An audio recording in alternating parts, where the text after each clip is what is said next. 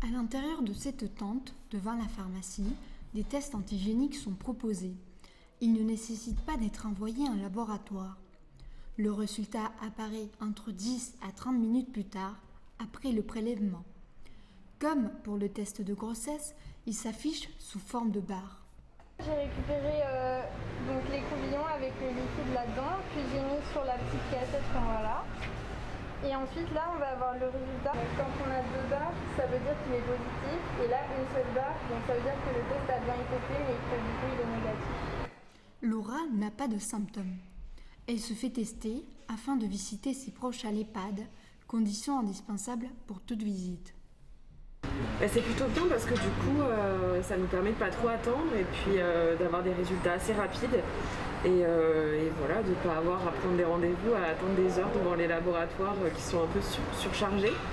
Donc je trouve que c'est plutôt bien. Seuls 8% des pharmacies en France proposent ces tests.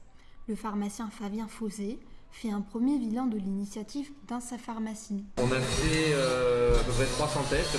Sur ces 300 tests, on est autour de 15% de personnes positives. Là, on se rend compte que petit à petit, ça commence à diminuer, à la fois la demande en test et à la fois les taux de positivité, puisque là, on est en train de chuter à peu près autour de 10%. Les résultats sont ensuite transférés à l'assurance maladie pour permettre une éventuelle prise en charge.